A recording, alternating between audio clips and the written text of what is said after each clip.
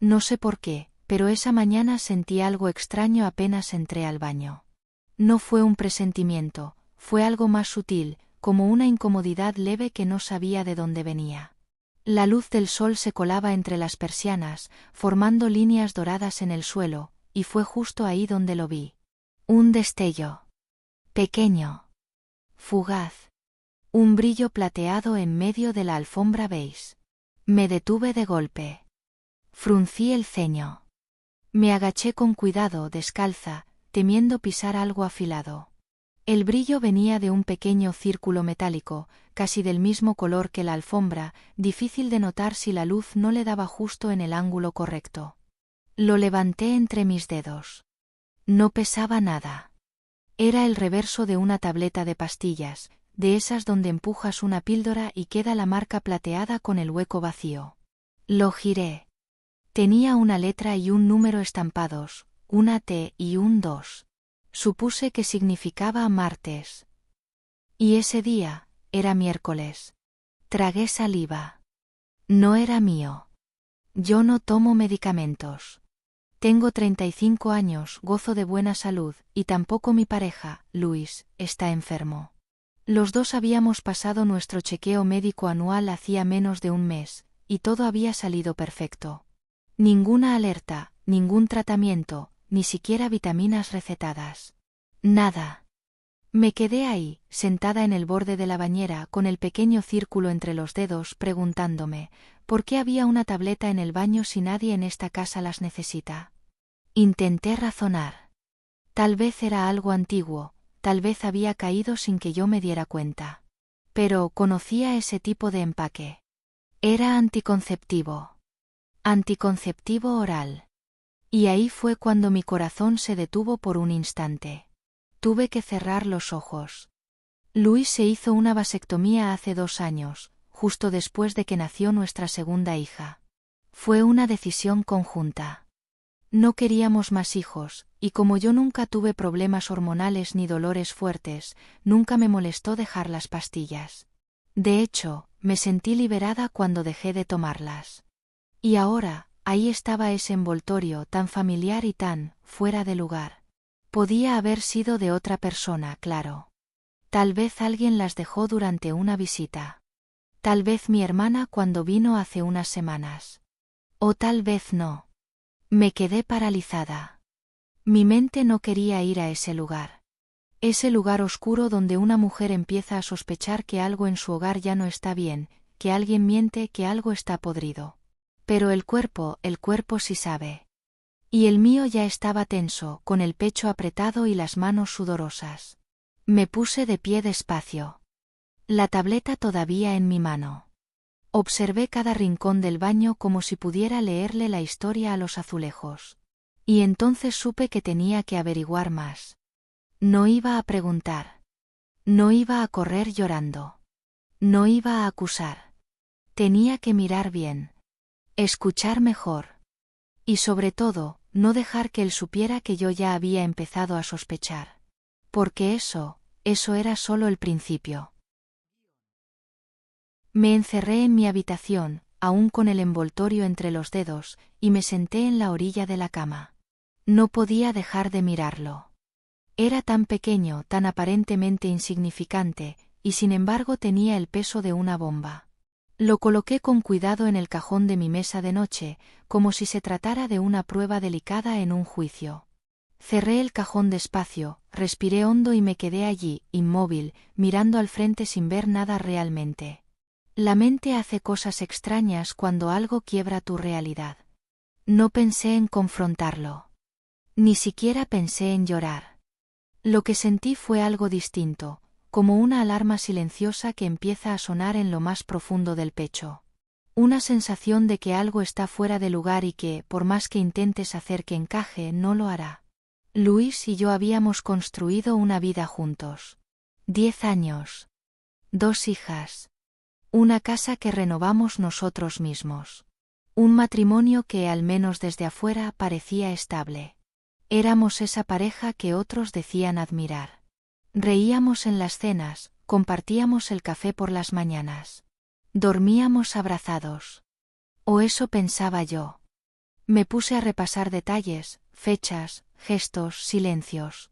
¿Por qué habría una pastilla anticonceptiva en el baño si yo no las tomaba? ¿Y si no eran mías, de quién eran? Descarté la visita de mi hermana.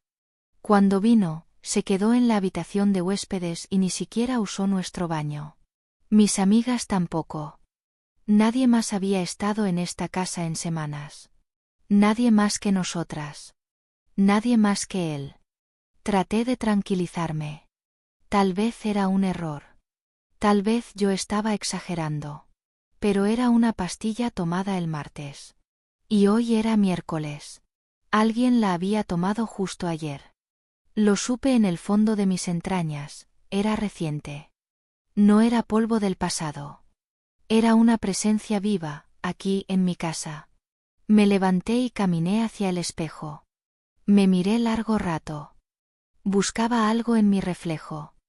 Una señal. Una certeza. Pero lo único que encontré fue una pregunta que no podía sacarme de la cabeza. ¿Quién era realmente el hombre con el que compartía mi vida?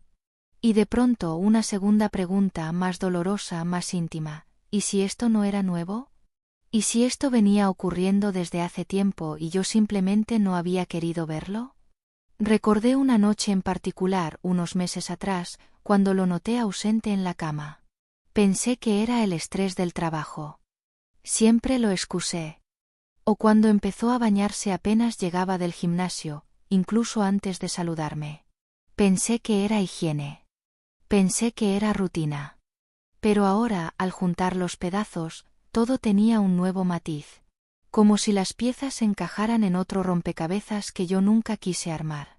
Volví a sentarme en la cama, esta vez con los puños apretados sobre las rodillas. La rabia y la tristeza querían salir como un rugido, pero las contuve. No era momento para emociones. Era momento para claridad. Una parte de mí se negaba a creerlo. ¿Luis? ¿Infiel? Luis, que me ayudaba con las niñas, que me abrazaba cada noche, que hacía el desayuno los domingos. ¿Ese Luis?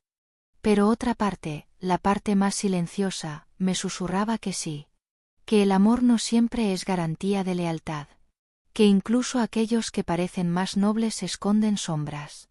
Ese pequeño fragmento de aluminio me había mostrado que algo no cuadraba. Y cuando algo no cuadra hay que investigar. No con gritos. No con lágrimas. Con estrategia. Con inteligencia. Porque si lo que sospechaba era cierto, necesitaba estar preparada. Y si no lo era, entonces nada se perdería con estar alerta. Me levanté. Caminé hacia el baño una vez más, no como la esposa amorosa de siempre, sino como alguien que acababa de descubrir que su hogar podía estar construido sobre una mentira. Esa noche dormí a su lado. Sonreí cuando me besó la frente. Le conté, como siempre, cómo había sido mi día. Y lo escuché hablar del suyo. Pero algo en mí ya se había apagado. Algo se había quebrado sin que él lo notara. Y desde ese momento, mi único objetivo fue descubrir la verdad. El jueves por la mañana me levanté antes que todos. El silencio de la casa a esa hora tiene una cualidad casi sagrada. Caminar descalza por el pasillo, escuchando solo el crujido leve del parquet bajo mis pies, me daba la sensación de estar cruzando un umbral invisible. Un umbral entre lo que era mi vida, y lo que estaba a punto de descubrir. Las niñas aún dormían y Luis roncaba levemente, ajeno a todo. Me detuve en la puerta del baño, el mismo baño donde había encontrado aquella pastilla el día anterior. Lo observé con otros ojos. La repisa. El botiquín. El cesto. Todo parecía tan inocente, tan cotidiano. Y sin embargo, yo sabía que escondía algo. Revisé con cuidado. No quería dejar huellas, no quería que supiera que yo ya había comenzado a investigar. Abrí el botiquín, revisé los estantes. Nada inusual. Las cremas de siempre, el cepillo de dientes eléctrico, las gotas para los ojos que él usaba por las mañanas. Me agaché y abrí el armario bajo el lavabo. Solo productos de limpieza. Toallas.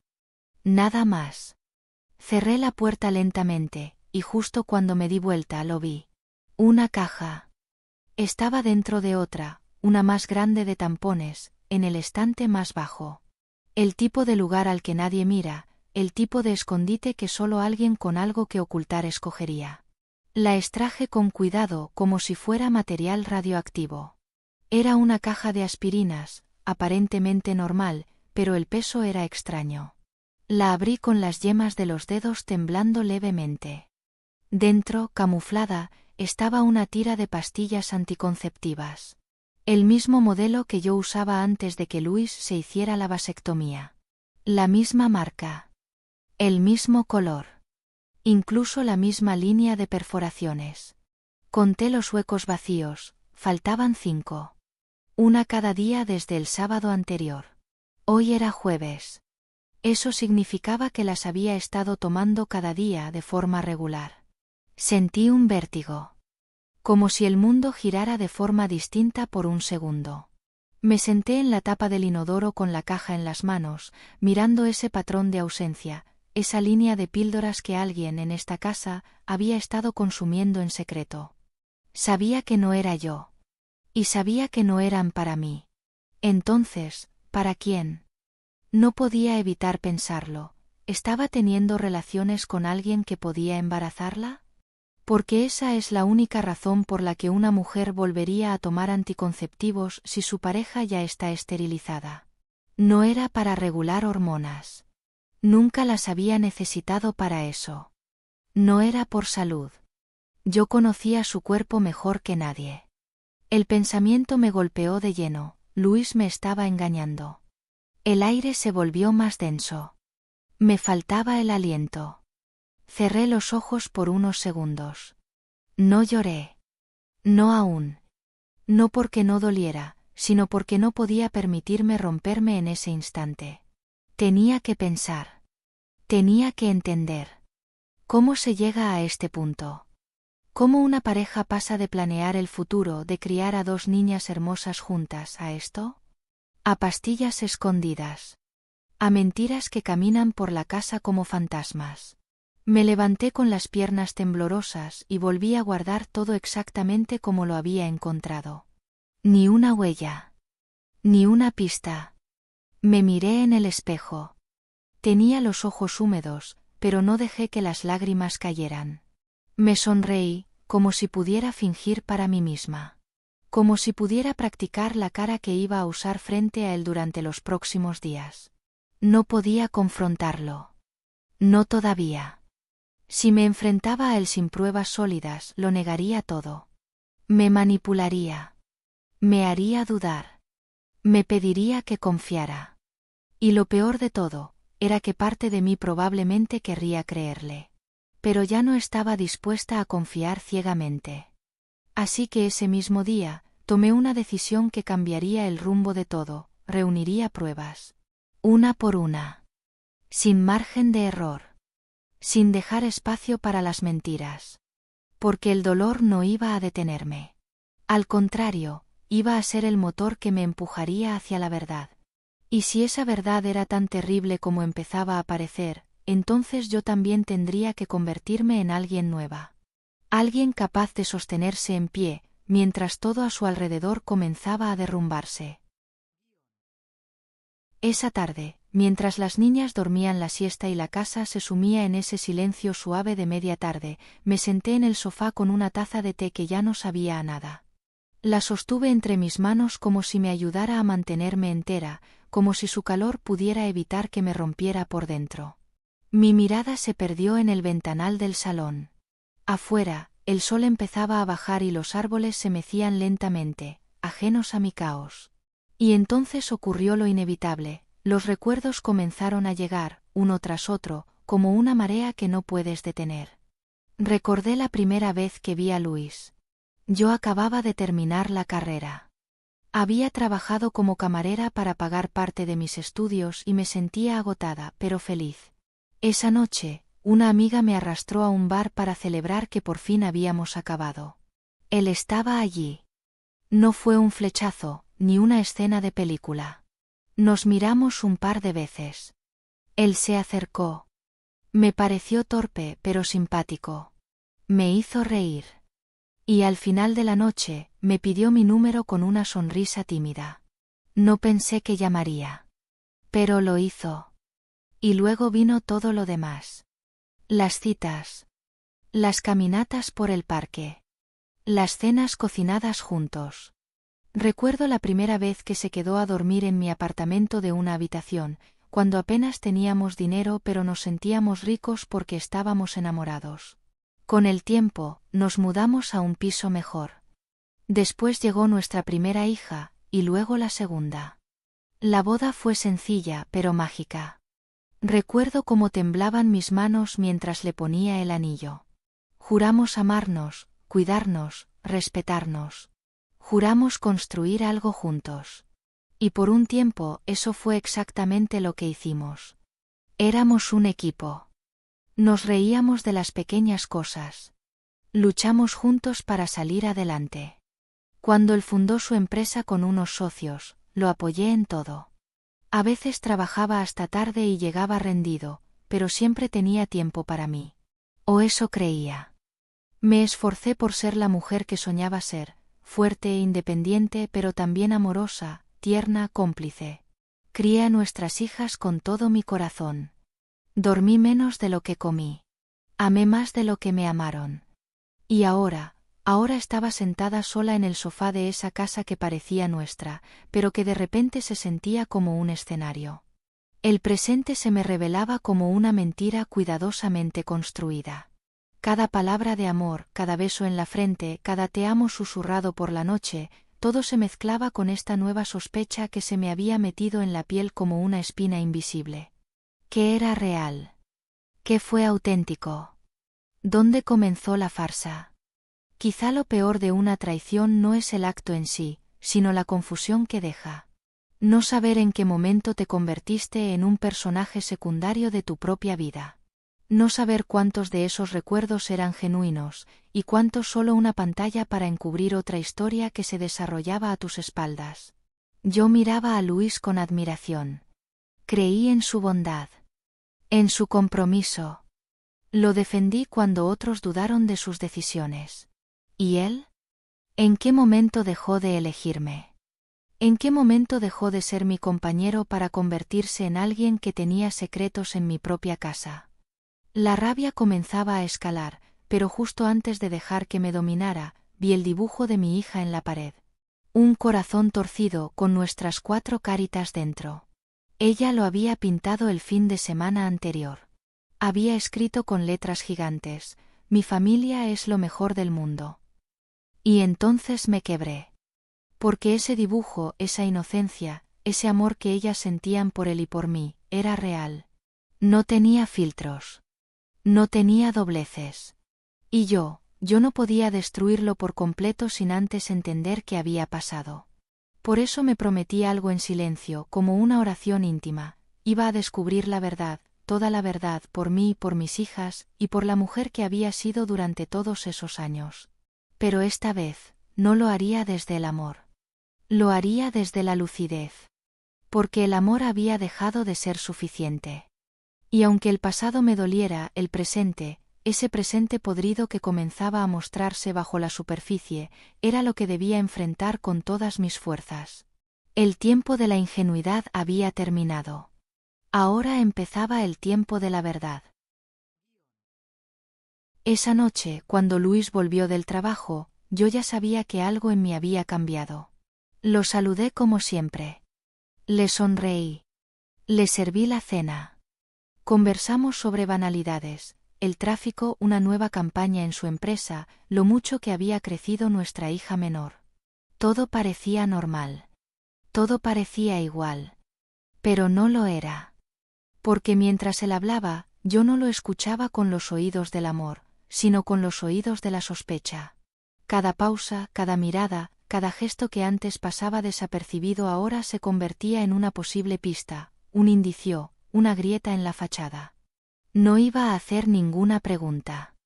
No iba a soltar ni una palabra fuera de lugar. Porque si Luis me estaba ocultando algo, tenía que creer que yo aún era la misma. Que no sospechaba nada. que seguía siendo la mujer que lo miraba con ternura cada noche. Pero yo ya no era esa mujer. No del todo. Después de acostar a las niñas, subí a nuestra habitación y me encerré en el baño con el pestillo echado. Me senté en el suelo frío de baldosas con el portátil sobre las piernas, y empecé a investigar. Nada demasiado técnico, solo lo suficiente como para entender mis opciones. No era una espía. Era una esposa herida intentando ver con claridad. Busqué en silencio, cómo clonar un teléfono, cómo instalar cámaras ocultas, cómo hacer pruebas de ADN sin levantar sospechas. Sí. Ya lo había decidido. No bastaba con una pastilla olvidada. No bastaba con una tira escondida.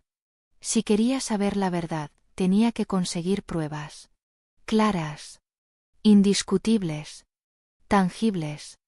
Y tenía que hacerlo sin que él supiera. La adrenalina me mantenía despierta. Mientras él dormía profundamente a mi lado, yo planificaba. Pensaba en los horarios, en los espacios vacíos de la rutina. En los momentos en que podría actuar sin ser vista. Hice una lista mental.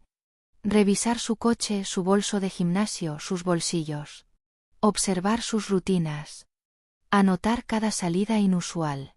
Conseguir un duplicado de su teléfono sin que lo note. Colocar pequeñas cámaras en lugares estratégicos de la casa. Y, tal vez lo más delicado, obtener muestras de ADN de las niñas, y de mí. ¿Era cruel? ¿Era paranoica? No lo sé. Pero cuando la confianza se rompe, el instinto toma el control. Y mi instinto gritaba que necesitaba certezas. Al día siguiente, mientras Luis llevaba a las niñas al colegio, aproveché para revisar su bolso de gimnasio. Dentro había una camiseta sudada, una botella de agua, y su billetera. Nada extraño. Pero algo me llamó la atención. El compartimento lateral tenía una pequeña bolsa con un paquete de chicles y un recibo. Lo abrí. Era de una farmacia en el centro. Compras recientes. No decía qué exactamente, pero sí incluía un nombre que no era el suyo. Uno femenino. ¿Un error? ¿Una compra para alguien más? No lo sé. Pero lo guardé en mi memoria como una pieza más del rompecabezas. Ese mismo día pedí en línea un kit de prueba de paternidad. Anónimo. Discreto. Prometían resultados en menos de una semana. También compré 2 cámaras pequeñas, casi invisibles, con detección de movimiento y grabación automática. Una para el dormitorio. Otra para el salón. Las haría llegar a la oficina de una amiga para evitar sospechas. Todo parecía ir desarrollándose rápido, como si la vida se hubiera convertido de pronto en una novela de intriga, solo que esta no era ficción. Esto era mi familia. Mi hogar. Mi realidad. Y lo más doloroso era saber que, en medio de todo, las niñas seguían sonriendo. Abrazándome. Dibujando corazones en la pizarra de la cocina. Ellas no sabían nada. No imaginaban que su madre estaba construyendo en secreto una red de vigilancia para entender qué clase de verdad se escondía detrás de las paredes que habían aprendido a llamar hogar. Cada noche, cuando Luis se dormía, me quedaba despierta mirando el techo. Planeando. Visualizando escenarios. ¿Y si descubría que había otra mujer? ¿Qué haría? ¿Y si los hijos no eran suyos, o peores, no eran míos? ¿Podría soportarlo? Pero no importaba. Ya no había vuelta atrás. Había comenzado un viaje silencioso hacia la verdad. Y aunque me aterraba lo que pudiera encontrar, lo que no podía permitirme era seguir viviendo en la mentira. El amor no se prueba en los momentos dulces. Se prueba en los momentos de oscuridad, cuando mirar de frente duele más que cerrar los ojos. Y yo ya había decidido, iba a mirar. Hasta el final. Los días siguientes se volvieron una coreografía silenciosa entre lo que era mi vida antes, y lo que estaba empezando a ser ahora. Luis no notó nada. O al menos eso parecía. Seguía actuando como siempre. Besaba a las niñas por las mañanas, me preguntaba si había dormido bien, me ofrecía café antes de salir. Todo en él era normal. Demasiado normal. Ese tipo de normalidad que solo puede tener quien no sabe que está siendo observado. Pero yo ya no era la misma. Mis sonrisas eran ensayadas. Mis palabras, medidas. Lo escuchaba con atención quirúrgica, buscando inconsistencias, pequeños resbalones, miradas que duraran un segundo más de lo habitual. Cualquier cosa que rompiera la imagen que intentaba sostener. El viernes por la mañana llegaron los paquetes a casa de mi amiga Clara. Me los entregó sin hacer preguntas. Sabía que algo pasaba, pero también sabía que si no decía nada, yo hablaría cuando estuviera lista. Lo agradecí con una mirada silenciosa y un abrazo rápido. La confianza en alguien que no te obliga a explicar es una forma de oxígeno cuando estás a punto de ahogarte. Esa misma noche, después de bañar a las niñas y acostarlas, fingí dolor de cabeza.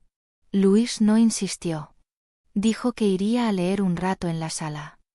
Y fue ahí, en ese pequeño margen de privacidad, que lo hice. Instalé la primera cámara en la esquina superior del dormitorio, justo encima del armario. El punto ciego perfecto. No podía ser vista desde la puerta ni desde la cama. Solo se activaba con movimiento y grababa en alta definición directamente a una tarjeta SD. La segunda la puse en el salón, detrás de unos libros en la estantería, justo con un pequeño agujero entre los lomos. Parecía un adorno. Era imperceptible. No me temblaron las manos. Sorprendentemente me sentí en calma. Como si, al colocar esas cámaras, estuviera tomando de nuevo las riendas de mi propia historia. Como si, por primera vez en mucho tiempo, dejara de ser la mujer que espera, y empezara a ser la mujer que actúa. Al día siguiente, cuando Luis se fue a correr temprano como cada sábado, revisé su coche. Había aprendido ya a moverme con rapidez y precisión. En la guantera encontré lo que parecía un papel doblado varias veces. Era una lista de nombres y teléfonos. Nada sospechoso a simple vista, pero uno de los números tenía un corazón dibujado al lado. No era mi número. Lo anoté discretamente. Ese mismo día comencé a usar un viejo teléfono que tenía guardado desde hacía años. Lo preparé para clonar el suyo con una aplicación que había descubierto tras horas de lectura en foros que jamás pensé visitar. Nada de lo que estaba haciendo era legal, y lo sabía. Pero después de una traición, las reglas cambian. O mejor dicho, dejan de importar. Durante la noche, mientras él dormía profundamente, tomé su móvil. Su contraseña no había cambiado, era el cumpleaños de nuestra hija mayor. Ingresé sin problemas. Lo conecté al dispositivo clonado y en pocos minutos tuve una réplica exacta de su contenido. Mensajes, correos, fotos, llamadas, todo. Mi corazón latía con fuerza, pero no por miedo. Era rabia. Era dolor. Era ese instinto que te empuja a dejar de ser víctima. Terminé el proceso, volví a dejar su teléfono donde estaba, y al regresar a la cama, me recosté junto a él con la misma naturalidad de siempre. A la mañana siguiente, desayunamos en familia como si todo fuera perfecto. Luis leyó las noticias en su tablet, las niñas peleaban por quién vertía el jugo y yo revisaba en silencio el clon de su teléfono escondido en mi bolso, mientras fingía estar respondiendo mensajes del grupo escolar. Y no encontré nada. Ni una sola palabra sospechosa. Ni una foto comprometedora. Ni un número nuevo. Nada. Eso fue lo que me heló la sangre. Porque ahora tenía la certeza, Luis no era descuidado. Si estaba haciendo algo, lo hacía con precisión quirúrgica. O tenía otro teléfono. O tal vez llevaba tanto tiempo en esto, que había perfeccionado el arte de no dejar huellas. Y ese pensamiento me atormentó durante toda la semana. Revisé las grabaciones. En el dormitorio no había nada más que nuestras rutinas comunes. Dormir. Vestirse. Conversaciones breves. En el salón lo mismo, televisión, lectura, jugar con las niñas. Todo, demasiado limpio. Hasta que el viernes por la noche vi algo. Mientras yo estaba preparando la cena y las niñas miraban una película en la sala, él entró al dormitorio, se quitó la camiseta y fue directo al baño. Hasta ahí, nada fuera de lo común. Pero al salir, se detuvo junto al aire acondicionado. Se agachó. Abrió la rejilla de ventilación. Y de allí sacó algo. Un teléfono. Pequeño. Discreto. Negro. Sin carcasa. Sin stickers. Lo encendió, miró la pantalla por unos segundos, escribió algo, y luego volvió a esconderlo con la misma precisión con la que lo había sacado. Como quien ha hecho eso cientos de veces. Como quien sabe perfectamente qué está haciendo. Mi estómago se encogió. El teléfono clonado era una farsa. Una fachada. Ese era el verdadero canal de comunicación. Ese era su secreto. Y yo acababa de verlo. No dormí esa noche. Esperé al amanecer. A que él saliera a correr como cada sábado. Y cuando la puerta se cerró tras de él, fui directo al aire acondicionado. Mis manos temblaban, pero mi mente estaba clara. Retiré la rejilla. Ahí estaba. Frío. Pequeño. Brillante.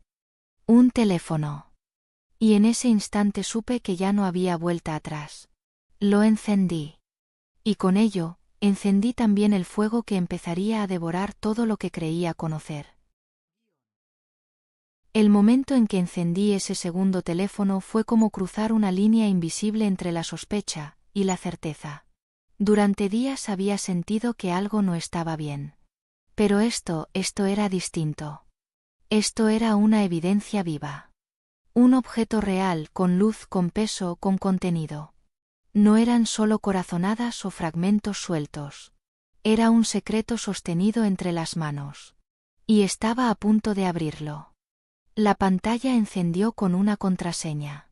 Mi corazón se aceleró. Intenté lo obvio, la fecha de nuestro aniversario. Nada. El cumpleaños de nuestra hija. Tampoco. El PIN del teléfono principal. 0. Estuve a punto de entrar en pánico, hasta que recordé algo. Luis siempre tenía una costumbre extraña, usaba números invertidos cuando quería que algo fuera más seguro. Lo decía como si fuera un genio de la encriptación. Probé el cumpleaños de nuestra hija menor al revés. Y ahí estaba. La pantalla desbloqueada. Un fondo negro. Sin aplicaciones en la pantalla de inicio. Todo oculto. Respiré hondo. Me senté en el suelo del dormitorio, aún en pijama, con el sol apenas colándose por la ventana. El mundo parecía detenido. Entré a la galería. Vacía. Fui a los contactos. Solo 5 guardados. Números sin nombre. Números fríos. Sin emojis. Sin fotos de perfil. Entré a los mensajes. Y entonces lo vi. Una conversación abierta. El tono era íntimo, habitual. Como si llevara mucho tiempo. No había presentaciones. No había nerviosismo. Solo mensajes familiares. Directos. Carnales. No los leí todos. No podía. Cada palabra era un puñal. No dejo de pensar en lo de ayer. ¿Vendrás esta noche? Ella no sospecha nada. Te juro que jamás he sentido esto con nadie más. Sentí náuseas. Cerré los ojos. Era como si estuviera espiando un mundo paralelo que siempre había existido a mi lado, oculto, inmune a mi presencia. Ese teléfono era la casa de su otra vida. Su vida secreta.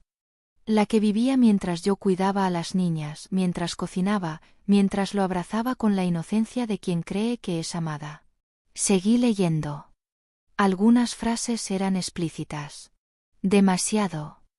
Detalles de encuentros, lugares, momentos que coincidían con esos viajes de trabajo, que él mencionaba sin importancia. Lo peor no fue el contenido físico.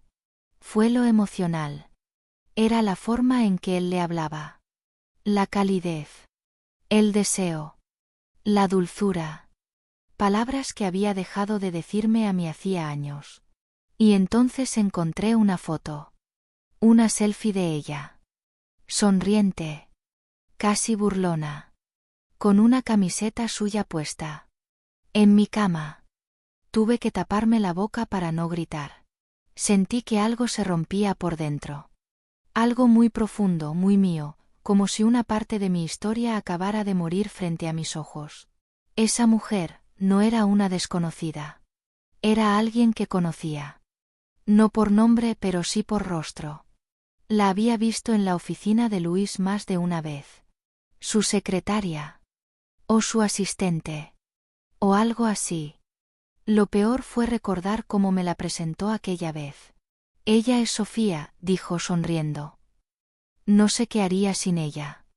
Y yo, estúpida de mí, le sonreí de vuelta. Le agradecí incluso por cuidar tan bien de él en el trabajo. Me temblaban las piernas. No podía más. Cerré el teléfono. Lo devolví al ducto del aire acondicionado y volví a dejar todo como estaba. Caminé al baño, me miré al espejo, y apenas me reconocí. No lloré. Aún no. Pero me sentía hueca. Como si hubiera dejado de existir un pedazo esencial de mí. Luis volvió del trote a los 15 minutos. Entró con la respiración agitada, besó mi mejilla y me dijo: ¿Dormiste bien? Sí, respondí. Dormí como un tronco. Mentí con una sonrisa tan natural que incluso yo me la habría creído. Pasamos el día como cualquier sábado. Las niñas jugaron en el jardín. Almorzamos en familia. Fuimos al supermercado. Él me tomó de la mano un par de veces, y yo se la devolví. Pero por dentro, yo ya no estaba ahí. Esa noche, cuando se durmió, tomé el teléfono clonado que aún tenía escondido y comparé sus llamadas recientes con las que aparecían en el segundo teléfono. Nada coincidía. Eran mundos paralelos. Y eso confirmaba lo que ya intuía: el teléfono principal era solo una fachada. El otro, era su verdad. El domingo transcurrió igual. Fui amable. Atenta. Jugué con las niñas. Reí. Cociné su plato favorito. Pero cada gesto era parte de un plan. Parte de una estrategia. Porque ahora más que nunca, entendía que esto no era solo una infidelidad. Era una doble vida. Una historia completa, con sus propias reglas, horarios, palabras y secretos, construida encima de la mía. Y si él había jugado tan bien su papel, yo también podía hacerlo. El lunes, mientras él se duchaba para ir al trabajo, tomé el teléfono secreto por segunda vez. Esta vez lo cloné por completo. Tenía ahora en mi poder las conversaciones, las imágenes, la lista de llamadas y la confirmación de algo que ya no podía ser ignorado. Luis no solo me había traicionado. Lo había hecho por mucho tiempo. De forma consciente. Sistemática. Fría. Y en ese momento entendí algo más devastador aún. No se arrepentía. Porque no había culpa en sus palabras. No había duda en sus gestos. Solo deseo, rutina y costumbre. Como si amar a otra mujer fuera tan normal como tomar el café por las mañanas. Esa fue la herida más profunda. Ya no era solo el engaño. Era su indiferencia. Y con eso comprendí que lo que había que hacer, tenía que hacerse pronto. Y sin piedad. Al amanecer del martes, mientras Luis seguía profundamente dormido a mi lado, ya no tenía dudas. Me senté en la cocina con una libreta en blanco, una taza de café intacta, y una única pregunta zumbando en mi cabeza como un mosquito en la oscuridad: ¿cómo se destruye una mentira sin quedar enterrada bajo sus escombros? Durante años, yo fui la que mantenía todo en pie. La que organizaba, la que cuidaba, la que recordaba cada cita médica, cada cumpleaños, cada factura por pagar. Mientras él se enfocaba en crecer profesionalmente, yo cuidaba el nido. Lo hice con amor. Con compromiso. Nunca pedí reconocimiento. Solo pedía verdad. Y ahora que sabía que no tenía esa verdad, no me iba a limitar a llorar en silencio en una esquina. Ya no. Tenía que pensar como él. Frío. Preciso. Estratégico. Lo primero que hice fue enviar por mensajería todos los dispositivos que había clonado y grabado a una amiga abogada de confianza que vivía en otra ciudad. Le pedí que los guardara por mí, por si algún día necesitaba presentarlos. No quería que nada se perdiera o que Luis, por algún descuido mío, los descubriera. Lo segundo fue revisar los documentos legales que teníamos. Las escrituras de la casa estaban a su nombre. Nuestro coche familiar estaba a nombre de ambos. La cuenta conjunta tenía menos de 10.000 euros. Y eso fue como una bofetada. Había confiado tanto en el que nunca me aseguré de protegerme legalmente. No más. Esa misma tarde, fui a ver a una abogada experta en divorcios de alto conflicto. Me recibió con una mirada que lo entendía todo sin que yo tuviera que explicar mucho. Le bastó con ver mi rostro. Me ofreció agua, me pidió que hablara, y no me interrumpió ni una vez mientras le contaba todo. Las pastillas escondidas. Las cámaras. El segundo teléfono. Las conversaciones. Las fotos. Todo. Cuando terminé, me miró con una calma inquietante. Tienes un caso fuerte, dijo. Pero necesitaremos más. Algo más allá de lo emocional. Algo que lo exponga sin margen de duda. Y tienes que estar preparada para lo que venga. ¿A qué te refieres? Pregunté. A que si lo enfrentas mal puede volverse cruel. Puede manipular a tus hijas.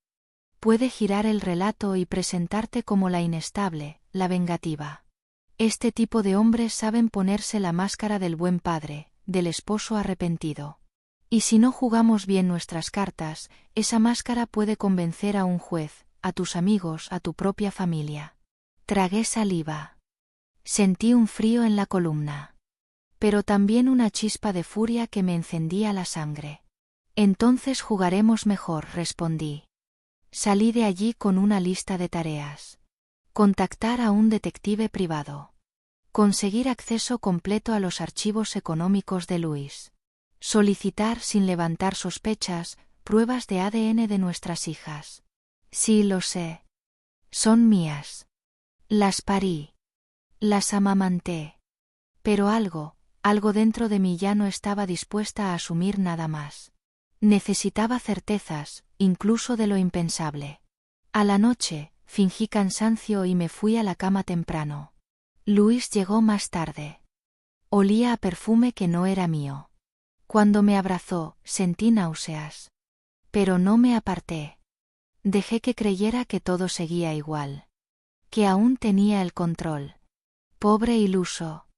Esa madrugada, mientras dormía, tomé muestras de saliva de nuestras hijas con la delicadeza de una madre que hace lo que tiene que hacer.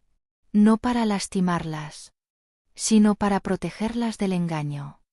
Las guardé en sobres separados, rotulados con fechas, y los deposité al día siguiente en el laboratorio indicado por la abogada. Resultados en 5 días. 5 días que se me harían eternos.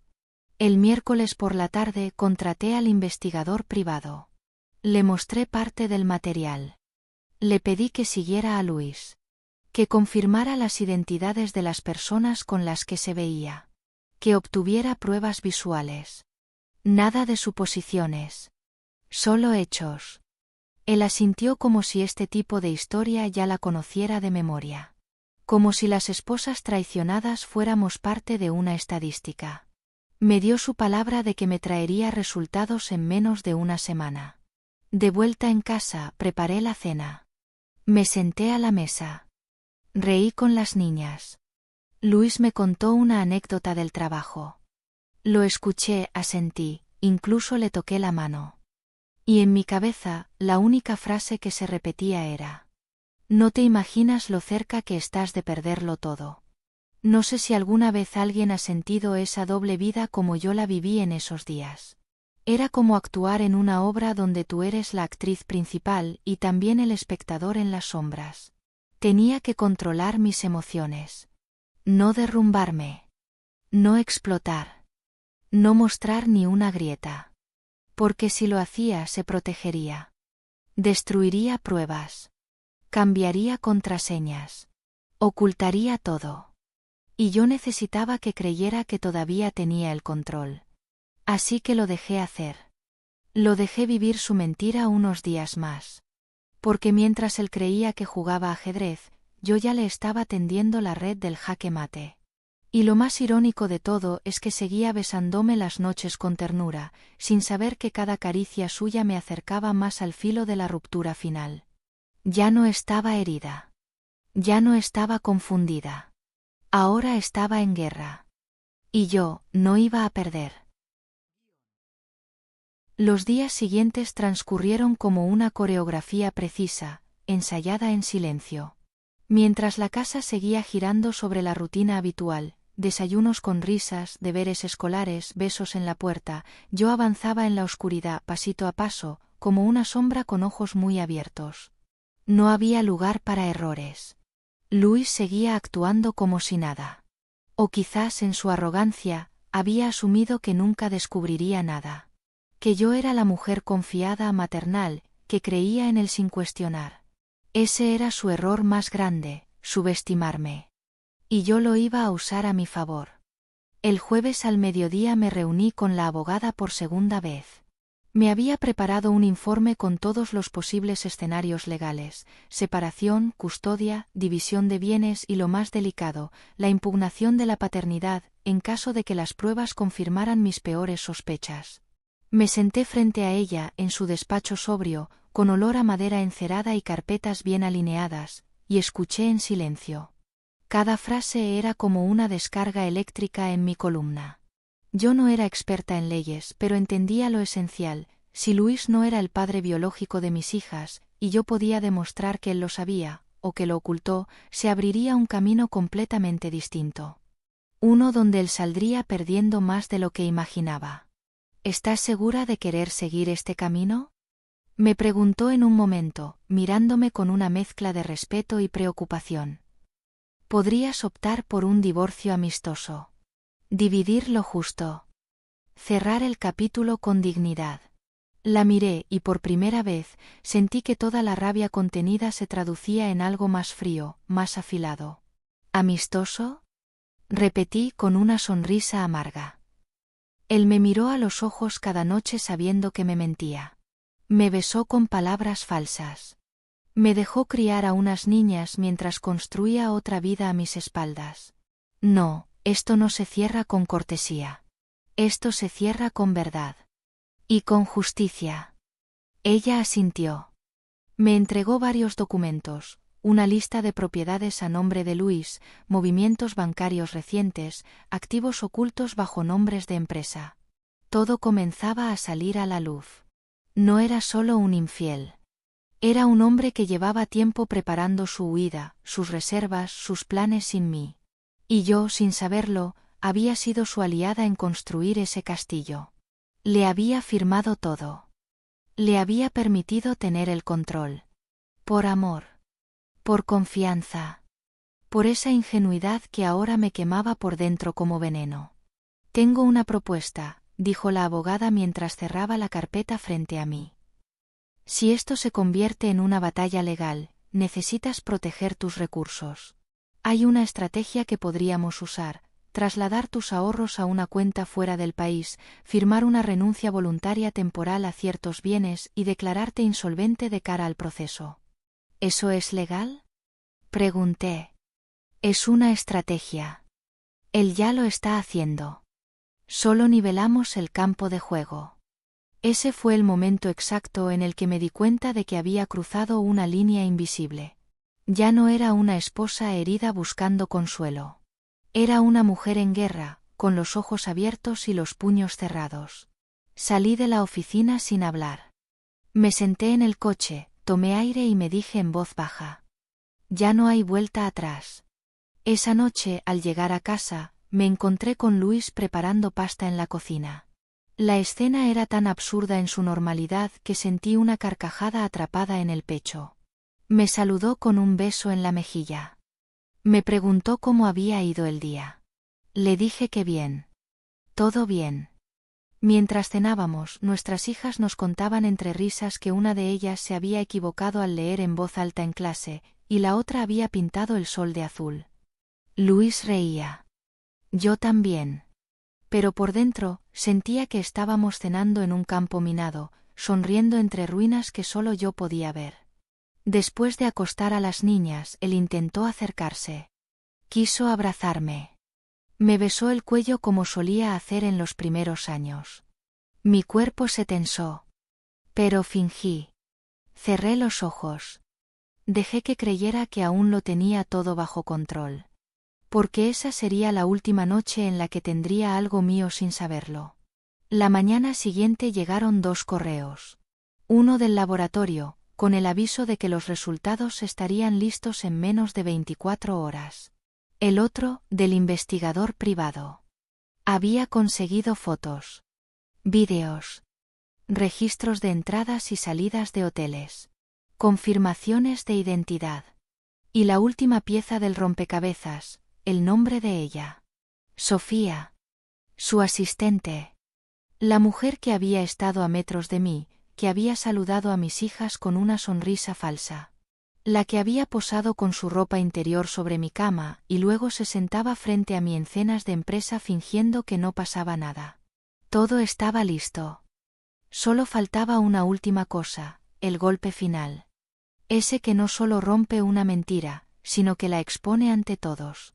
Familia, amigos, colegas, hasta el último conocido que alguna vez dijo, ustedes son la pareja perfecta. Luis no sabía lo que se venía.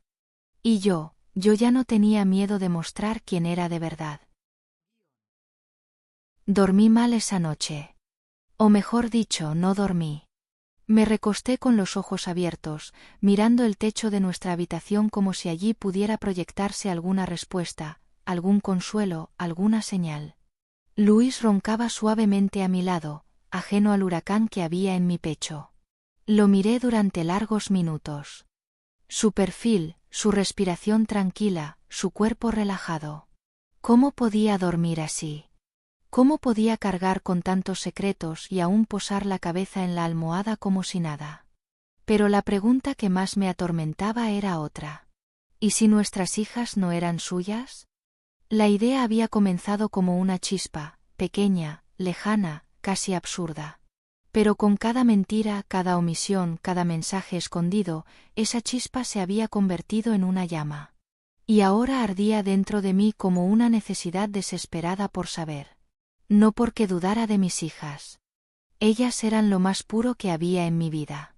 Mis pequeñas luces en medio de la oscuridad. Pero necesitaba confirmar lo que Luis sabía o no sabía. Necesitaba saber si el engaño era aún más profundo de lo que ya parecía. A la mañana siguiente el laboratorio envió un mensaje, los resultados estaban listos. Lo abrí con las manos heladas, el estómago revuelto y el corazón como un tambor en el pecho. Entré al enlace con una contraseña que memoricé palabra por palabra. Ingresé. Respiré. Y leí.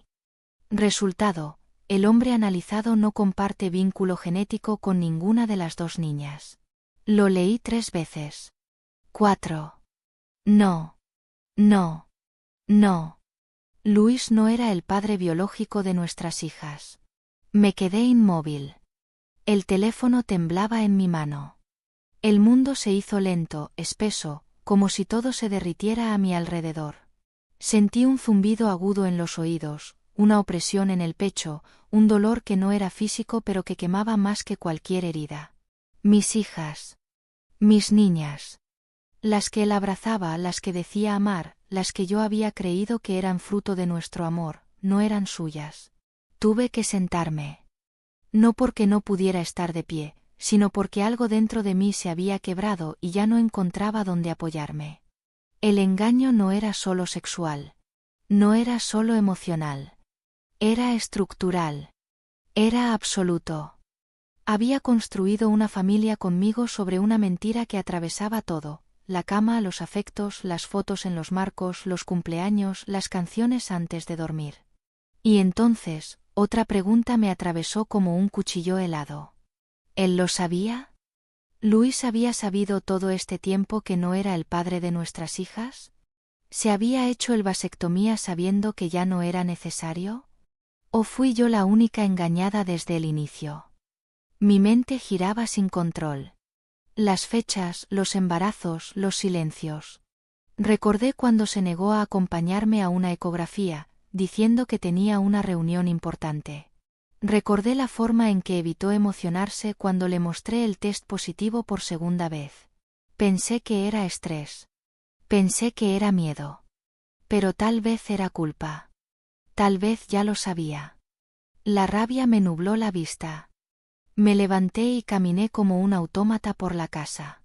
Entré a la habitación de mis hijas. Dormían como ángeles, con el cabello alborotado y las mejillas rosadas. Las observé por un largo rato. Acaricié sus cabecitas con una ternura que dolía. Ellas no tenían la culpa. Eran el único amor verdadero que había en toda esta historia. Eran mías, y nada ni nadie podría cambiar eso. Pero ahora sabía que Luis había vivido con una mentira doble. Había jugado a ser padre mientras ocultaba que no lo era. Había usado mi confianza como arma para construir una vida cómoda mientras sostenía una farsa tan monstruosa que parecía sacada de una película. Y entonces comprendí que todo lo que sentía, el dolor, la traición, la rabia, no debía paralizarme. Debía activarme. Porque ahora tenía el arma más poderosa de todas, la verdad. Fui a la cocina, me serví un café, y mientras lo bebía sin probar su sabor, decidí lo siguiente. No lo iba a confrontar aún. Iba a esperar el momento perfecto. El instante calculado. Quería que él mismo se enfrentara a lo que había hecho, sin posibilidad de esconderse detrás de excusas. Quería que el espejo de sus actos se le cayera encima. Ese día llamé a mi abogada. Le reenvié los resultados del laboratorio. Ella respondió con un mensaje breve, casi clínico. Esto cambia todo. Mañana nos reunimos. Prepárate. Colgué el teléfono. Me miré en el reflejo de la ventana. Y por primera vez en semanas vi otra versión de mí. Una mujer distinta. Más dura. Más lúcida. Más fuerte. Ya no era la esposa herida que vivía bajo un mismo techo con un hombre que la traicionaba. Ahora era una madre, una estratega, y una mujer decidida a reclamar la dignidad que le habían robado. Y con el corazón desgarrado pero la mente clara, me prometí algo en silencio. Luis no solo iba a perderme. Iba a perder todo lo que había construido sobre mi espalda. La mañana siguiente empezó como tantas otras. Luis preparó el desayuno, las niñas discutían por la última galleta, y yo ya no pertenecía a esa escena. Lo observaba todo como si estuviera detrás de un vidrio. Como si fuera una extraña en mi propia vida. Tenía en el bolsillo los resultados de ADN. El documento definitivo. Ese que confirmaba lo que ya sabía, Luis no era el padre de mis hijas. Pero aún faltaba una pieza. Una última sombra que debía transformarse en rostro. El amante. El verdadero padre de mis hijas. El hombre detrás del teléfono escondido. Detrás de los mensajes. Detrás de la mentira. Sabía que Sofía, su asistente, no era la única. Ella era la cara visible. La actual. Pero mis hijas tenían más años que esa relación. Así que, ¿quién había estado antes? ¿Quién había sido lo suficientemente cercano como para compartir cenas familiares sin que yo lo notara? La respuesta llegó esa misma tarde. El detective privado me había citado en un pequeño café discreto, lejos de mi barrio, con mesas de madera y luz tenue. Llevaba una carpeta negra en la mano, y su expresión era la de alguien que había visto demasiado. Nos sentamos sin rodeos. Me ofreció agua. Yo pedí café, aunque no tenía intención de tomarlo. Lo encontré, dijo sin rodeos. No pregunté a quién. Ya sabía. ¿Quién es? Pregunté igual, solo para escuchar de su boca lo que ya temía. Abrió la carpeta y me mostró una fotografía. Luis. Con otro hombre. No abrazados. No en actitud sospechosa. No. Él salía de una casa que yo conocía bien. Una que habíamos visitado años atrás para una cena navideña. La casa de su antiguo jefe. Iván, el director de la empresa donde trabajó antes de fundar la suya. El mismo hombre que nos presentó a su esposa con risas y vino caro. El mismo que me dijo una vez: Luis es como un hijo para mí. Sentí que el mundo se reía en mi cara. Tienen una relación que data de hace más de una década, dijo el detective. Encontré registros de estancias en hoteles, viajes compartidos, incluso pagos que él le hacía desde una cuenta oculta. Todo data de al menos 12 años atrás. 12 años. Justo antes de que naciera nuestra hija mayor. El detective me pasó una segunda hoja. Era una copia de una solicitud de préstamo donde Iván había consignado a Luis como contacto de emergencia. En el apartado Relación, escribió: pareja. Mi estómago se contrajo. ¿Él lo sabe? Pregunté. ¿Luis sabe que usted lo siguió? No. Fui discreto. Pero creo que Iván sospecha. La noche que tomé esta foto, revisó su vehículo con detenimiento. Sin embargo, no me vio. Me quedé en silencio unos segundos. Me vinieron a la mente imágenes borrosas, la forma en que Iván abrazaba a Luis en esas cenas, las miradas prolongadas, las conversaciones que se cortaban cuando yo entraba a la sala. Todo lo que una vez descarté como paranoia. Todo lo que me negué a ver. Y ahí estaba la pieza faltante. El rostro del hombre con el que Luis me había mentido durante años. No solo un amante. El padre biológico de nuestras hijas. Lo supe con una certeza devastadora. Había rasgos, gestos, expresiones que siempre me parecieron extraños en nuestras niñas. Cosas que yo atribuía a generaciones pasadas, a azares genéticos. Pero ahora tenían nombre. Tenían origen. Y Luis lo sabía. Siempre lo supo. Recordé con claridad el día que le mencioné que nuestra hija menor tenía los ojos de su madre. Y él sonrió sin decir nada. Una sonrisa amarga. Casi cínica. Pensé que era ternura. Pero no lo era. Era resignación. Era silencio culpable. ¿Puedo quedarme con estas pruebas? Le pregunté al detective. Claro, respondió. Están a tu nombre. Y aún tengo más por revisar. ¿Quieres que siga? Asentí. Porque ya no se trataba solo de mí. Se trataba de mis hijas. De su historia. De la identidad que se les había robado antes siquiera de nacer. Cuando salí del café, caminé durante cuadras sin dirección. El aire me dolía al entrar en los pulmones. El cielo se había nublado, como si el universo supiera que el derrumbe ya era inminente. Y en medio de todo ese caos recordé algo. La vasectomía. Luis había insistido. Había buscado al mejor médico. Lo organizó todo. Yo pensé que era una decisión generosa. Amorosa. Pero ahora entendía su verdadero motivo. No quería tener hijos conmigo. Porque ya los tenía. Porque no quería arriesgar que un tercero rompiera esa burbuja que él había construido en silencio, donde yo era solo la fachada. La esposa funcional. La madre sustituta. No fui elegida por amor. Fui elegida por conveniencia. Fui el disfraz perfecto. La mujer que no hacía preguntas. Que no buscaba más. Que lo amaba lo suficiente como para no sospechar. Hasta que lo hice. Esa noche, cuando él regresó, se acercó para besarme como siempre. Lo permití. Lo miré a los ojos. Le pregunté cómo había ido su día. Me habló de una reunión aburrida, de tráfico, de un cliente exigente. Todo mentira. Todo tan bien dicho, tan ensayado. Y mientras lo escuchaba, supe que mi momento estaba cerca. Solo me faltaba una jugada más. Una.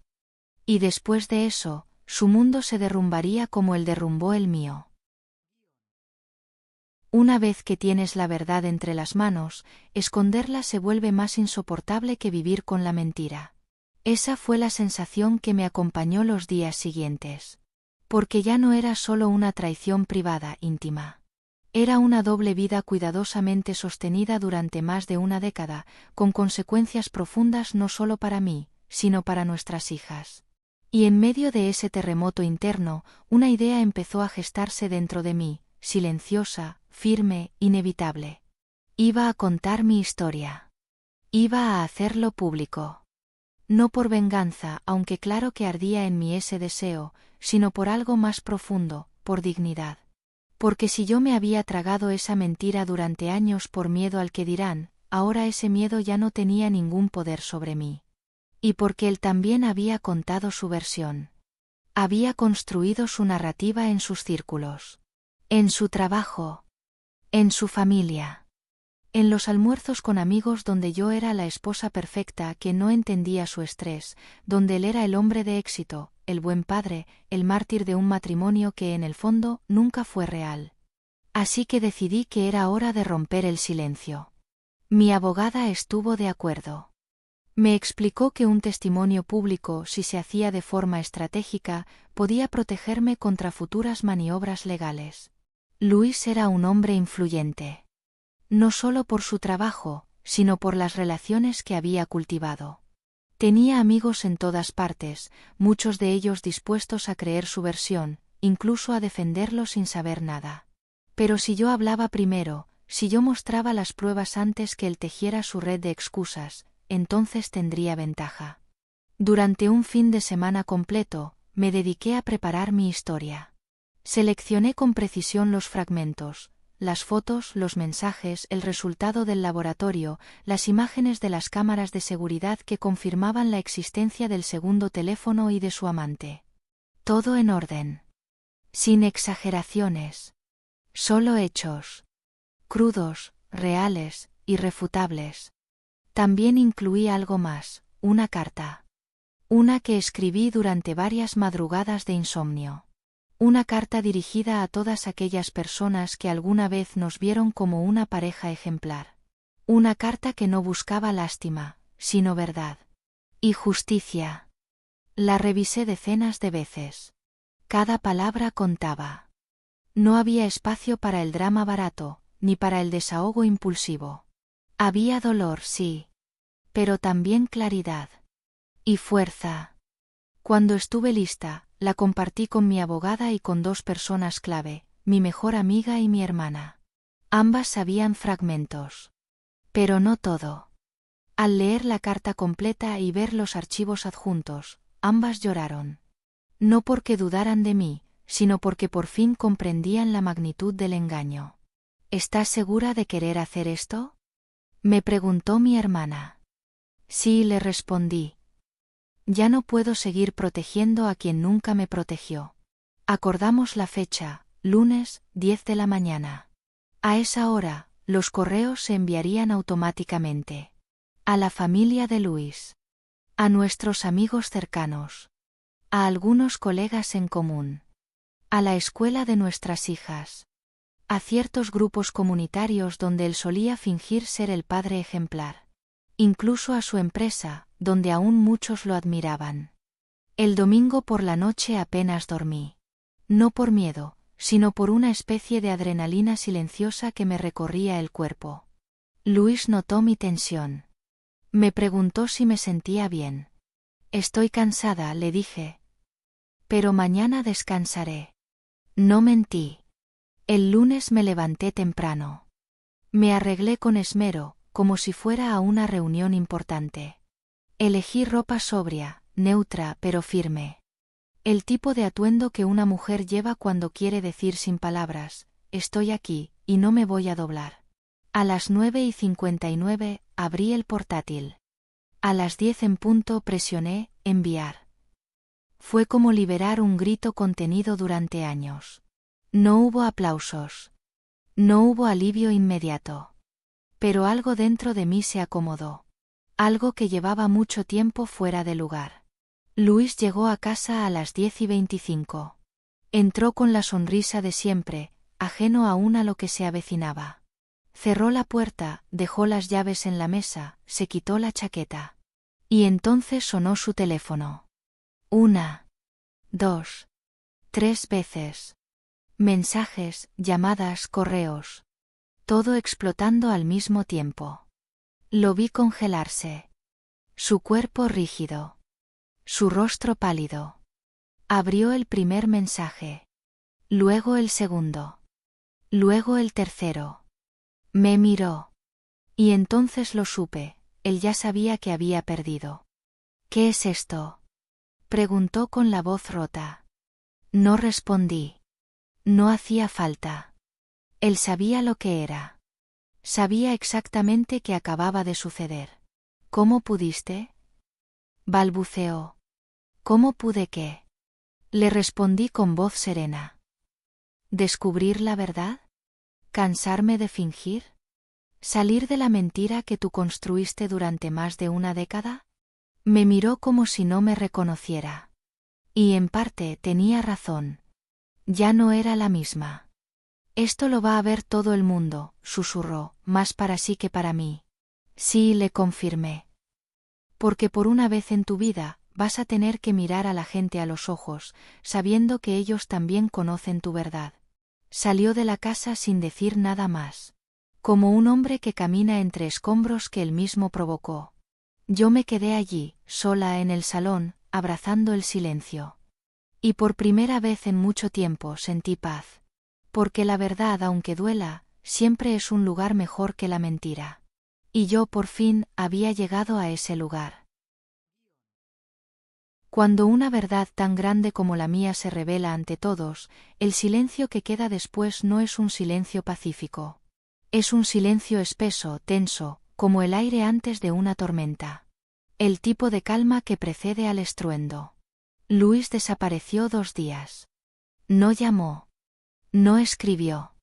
No regresó a casa. Y yo no lo busqué. Las niñas preguntaron por él. Inventé una excusa, trabajo, reuniones, imprevistos. La voz me temblaba por dentro, pero por fuera sonaba serena.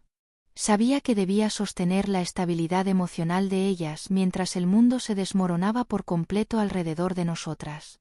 Mientras tanto, los mensajes comenzaron a llegar. Amigas que no sabían qué decir. Familiares confundidos.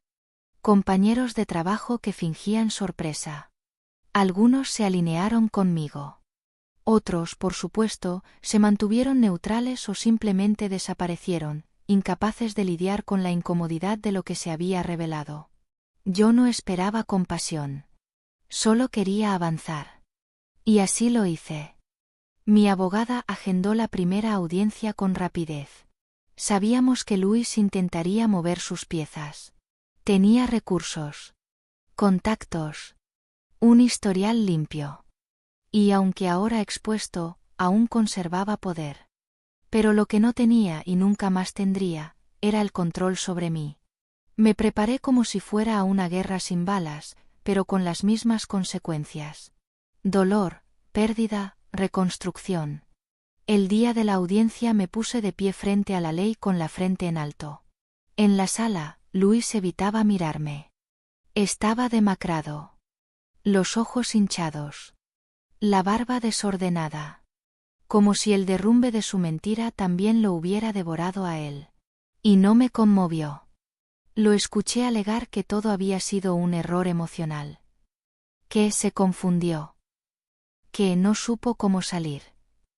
Palabras vacías, tejidas para parecer arrepentimiento, pero que solo eran otra capa de maquillaje para disimular la podredumbre.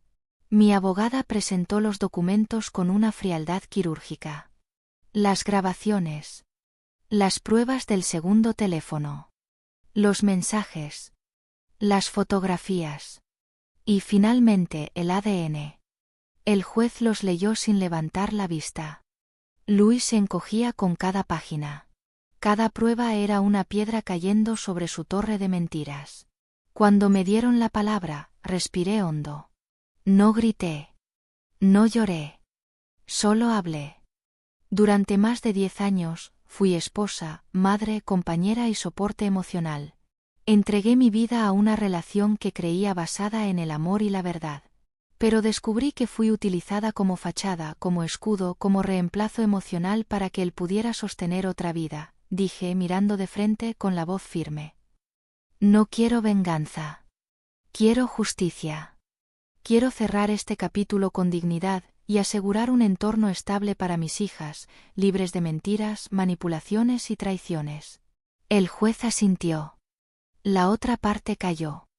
Y entonces vino la sentencia preliminar. Custodia completa para mí. Luis podría solicitar visitas supervisadas, siempre y cuando demostrara estabilidad emocional. Él renunciaba a todo derecho sobre la vivienda.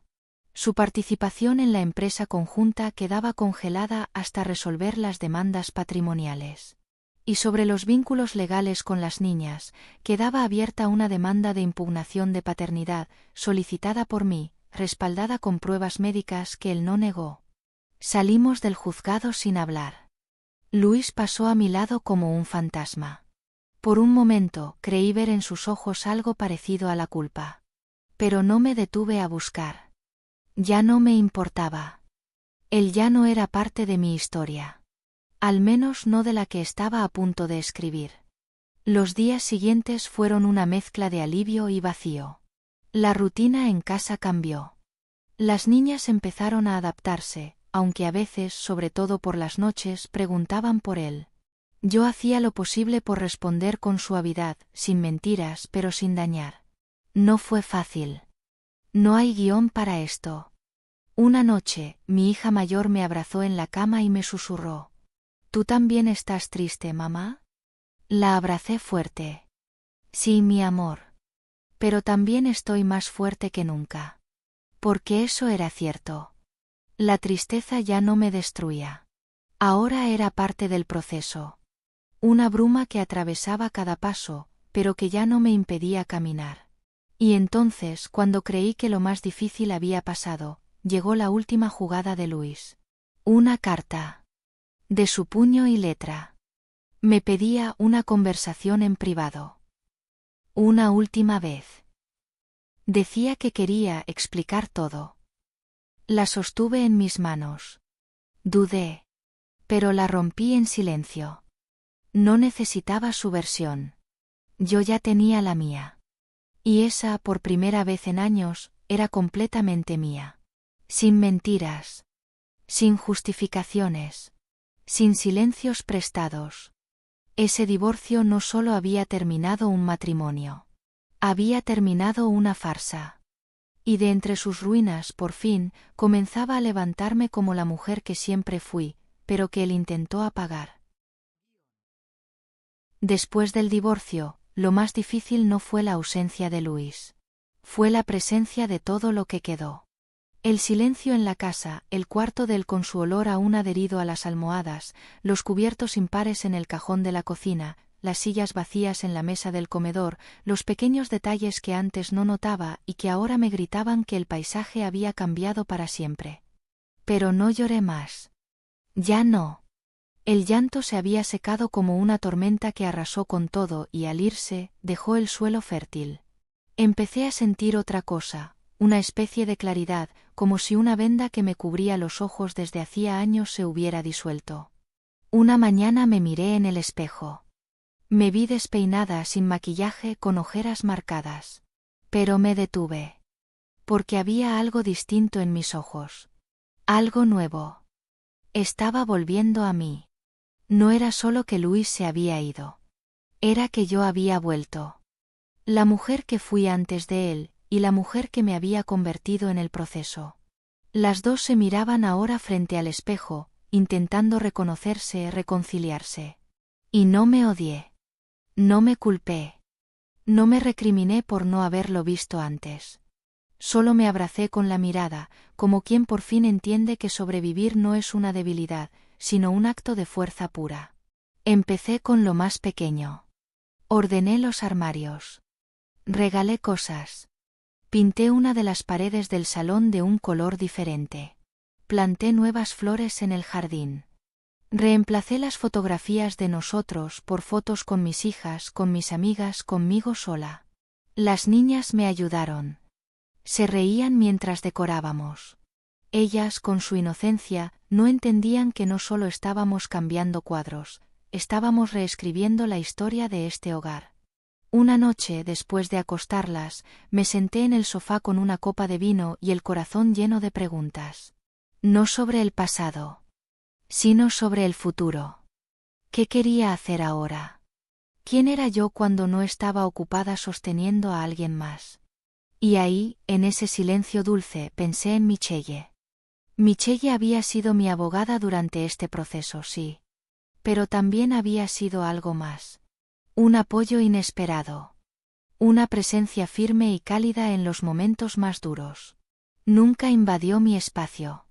Nunca buscó consolarme con frases vacías. Solo estuvo. De manera limpia. De manera constante. Recordé cómo me miraba cuando hablábamos. Su forma de escucharme sin juzgar. Su mirada firme, sin miedo a mis emociones. Y recordé lo que sentí una tarde cuando nuestras manos se rozaron al pasarme una carpeta, un latido inesperado, una electricidad que no entendí en ese momento, pero que ahora reconocía. Era deseo. Era conexión. Era vida. Nos escribimos un par de veces después del juicio. Mensajes breves. Cordiales. Pero había algo en sus palabras. Una delicadeza distinta. Una atención que no se fingía. Hasta que una noche me escribió. Solo quería saber cómo estás. No como tu abogada. Como alguien que te admira profundamente. Me quedé mirando esa frase durante varios minutos. Respiré hondo y le respondí. Estoy reconstruyéndome. Y por primera vez, no me da miedo hacerlo desde cero. A los pocos días nos vimos. Fue una caminata sin guiones. Sin pretensiones. Ella no me tocó, no me hizo preguntas difíciles. Solo caminamos. Y hablamos de la vida, de la libertad, del amor propio. Y al final, cuando nos despedimos, se acercó despacio, me miró a los ojos y me dijo. No sé qué va a pasar contigo ni si esto te interesa. Pero si alguna vez quieres hablar sin trajes, sin juicios, sin máscaras, yo estaría feliz de escucharte. No respondí con palabras. Solo le tomé la mano. Y en ese gesto entendí algo. No necesitaba una nueva historia de amor para completar mi vida. Pero si iba a abrirle la puerta a alguien, debía ser a alguien que no viniera a salvarme, sino a caminar conmigo. Michelle no era un final feliz. Era una posibilidad. Una presencia. Una mujer que no tenía miedo de ver a otra mujer rota y aún así llamarla fuerte. Ese fue mi renacimiento. No porque todo estuviera bien. Sino porque yo ya no tenía miedo de estar mal. Porque entendí que la paz no viene de los otros, sino de dejar de traicionarme a mí misma. Y por primera vez en mucho tiempo me sentí libre. No sola. Libre. Libre para volver a escribir mi historia. Libre para amar diferente. Libre para ser madre sin mentiras.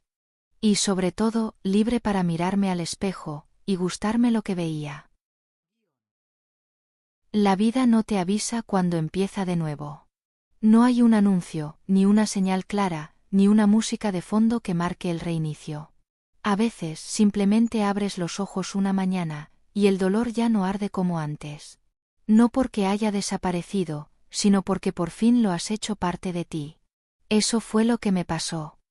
Un lunes cualquiera, sin eventos especiales, sin celebraciones. Me desperté antes que las niñas, caminé hasta la cocina con los pies descalzos, preparé café, y sentí algo diferente. Algo que hacía mucho no reconocía, ligereza. No había mensajes ocultos que revisar. No tenía que fingir sonrisas frente a un hombre que me mentía. No tenía que proteger una imagen de familia perfecta. Era solo yo, mi taza caliente entre las manos y una ventana abierta donde entraba una brisa suave. Una escena simple pero profundamente mía. Y entonces lo supe, había vuelto a empezar. Durante meses viví como quien camina sobre vidrios rotos, recogiendo pedazos, aprendiendo a distinguir entre lo que dolía y lo que debía sanar. No fue un proceso lineal. Hubo noches oscuras, días de rabia, momentos de dudas. Pero en cada uno de ellos descubrí algo nuevo de mí. Descubrí que era más fuerte de lo que pensaba.